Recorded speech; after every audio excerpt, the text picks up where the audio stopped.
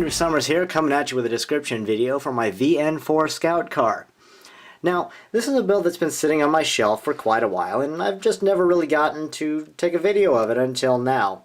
The reason I built it, let's start off with that, is because at the time, bear in mind this was around a year and a half ago now, I didn't have that many new builds available on my photo stream on Flickr.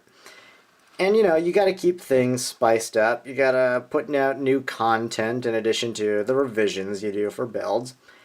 And this idea popped in my head. So I looked around and I thought, okay, if I can find some Chinese Scout cars or just Scout cars in general, I'd try my hand at one. And I don't really remember what the inspiration for this was, if it's based off of any specific vehicle that I can remember at this point. But the result, obviously, is this. Now, I haven't given this vehicle too much love in the time that I've had it. Again, probably a year and a half at this point. Except I've maybe changed the tires. The hubs here, they used to be gray and with a white rubber band around them. But I changed that to black, frankly, because I needed those gray hubs for something else. You know, I don't know what, I don't remember what, but I needed them, so as a result, this thing now has black hubs. I think it gives it a little more aggressive look, though, which that works out.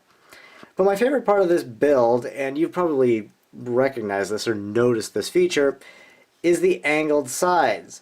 Now, I've done this pretty much just using hinge bricks. You know, slap a couple hinge bricks on their sides, and you can mount some plates to them and come up with an angle, like so. But in doing that, that kind of created a little conundrum, and that was how to install the doors. So if you haven't figured it out by now, the doors, they are gull-wing, sort of. They just go up like this. Total occupants of this vehicle are just three. You have a driver, a navigator, and then you have a gunner up in the turret.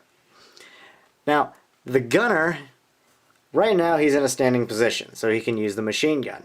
But actually, he can go inside the turret and operate it. So the whole thing spins a full 360 degrees. The gun elevates and depresses like that. And if I spin the vehicle around to its backside, you can see the interior and how to get in. Basically, you just fold down this, and then right inside there, that is where the gunner would sit. And if I fold this back up, we can go back to some of the other features of it. Most prominent one, I've said this before and I'll say it again, is when it comes to land vehicles, I gotta have working steering and suspension.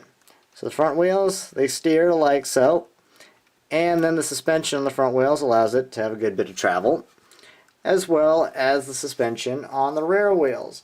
So I can do this and that and that. So there isn't really much more to cover on this vehicle. I suppose I could cover the hood area.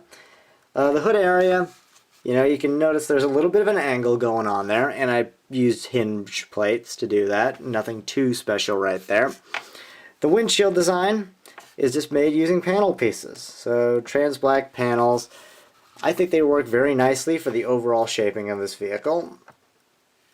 And that's kind of why I used them. I was looking at my collection and thought, what can I use to create a windshield that matches the aesthetic of this vehicle? And that happened to be it.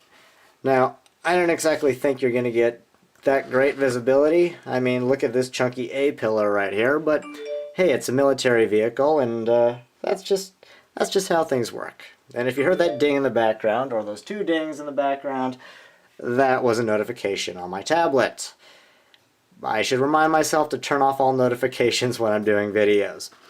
But anyhow, hope you enjoyed this look at my VN4 Scout car. Feel free to like, comment, and subscribe to the channel if you wish to do so. But I'll catch you in the next one. Bye.